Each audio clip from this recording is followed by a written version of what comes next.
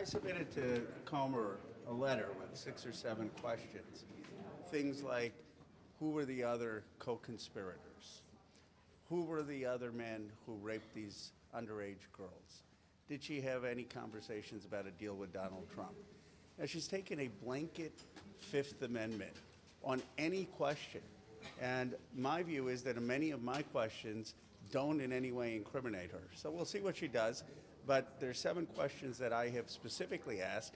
And the assumption is she's pleading the fifth to each one of those. And the American people will see that there's an inconsistency. Why did she not plead the fifth when Blanche asked her questions? And now she's pleading the fifth about things that don't implicate her, but may implicate many of the other powerful people in the Epstein class that committed these crimes. I understand you're headed to DOJ this afternoon with Thomas Massey. We're going to be there at 3 o'clock. I think it says flight lands, and then we're headed over.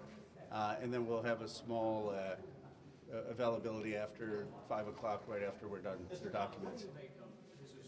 Something else the committee's looking at, this idea that they're investigating the finances of Ms. Omar. Yeah. This is part of this fraud investigation here, but they say, her wealth has shot up geometrically the past few years. I don't think that we should be playing politics with this committee. It's unprecedented to go after another member. There's a procedure. There's a House Ethics Committee. So we should be focused on who raped these underage girls, who committed these crimes, and why we have a rich and powerful class that feels they're above the law. Do you think they're trying to pin that on her just because it's a question of race? It's a question of...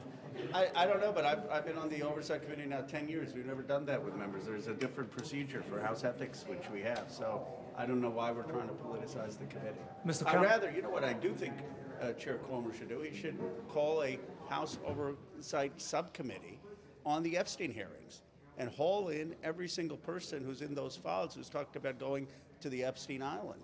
That is something I would support. It could be bipartisan.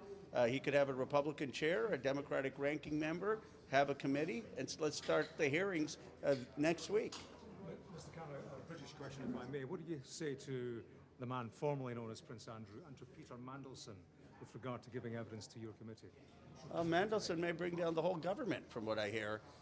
He just engaged in terrible behavior. I mean, the allegations are very serious that he was working for Gordon Brown and then feeding information about UK possibly buying euros and having Epstein trade on that. I mean, it is a deeply, deeply troubling. And, Epstein's, I saw this interview with Epstein's former girlfriend talking about how someone is a loser if they weren't mentioned in the Epstein Files. It's a window into the elite impunity, this club. And by the way, I think this is the most vulnerable the British monarchy has ever been. I mean, I heard they were asking the Queen questions about the Epstein class. They ought to ask the King and Queen questions, and maybe this will be the end of the monarchy. What do you think it could be the end of the monarchy? Well, if they don't have answers, or if they're implicated with an Epstein class, not a good look for the British monarchy. What questions does the King have to answer? Well, the King has to answer what he knew about Andrew. And just stripping Andrew of a title is not enough. I mean, Andrew needs to come before our committee and start answering questions.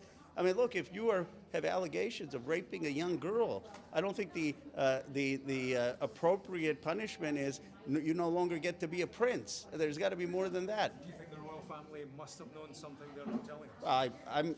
They need to answer, the King and Queen, and I don't understand. I mean, I don't understand the British custom, but what's up with this, that you're going and someone's asking the Queen a question, the Queen is offended that she's being asking a question? I mean, come on.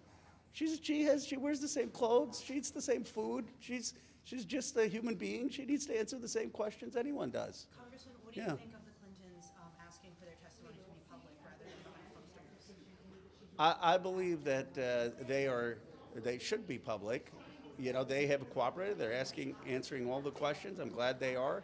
And I think Donald Trump should, but it should be public. I mean, let's have all these hearings public for anyone mentioned in the Epstein Files. I've got to get to this. Thank you.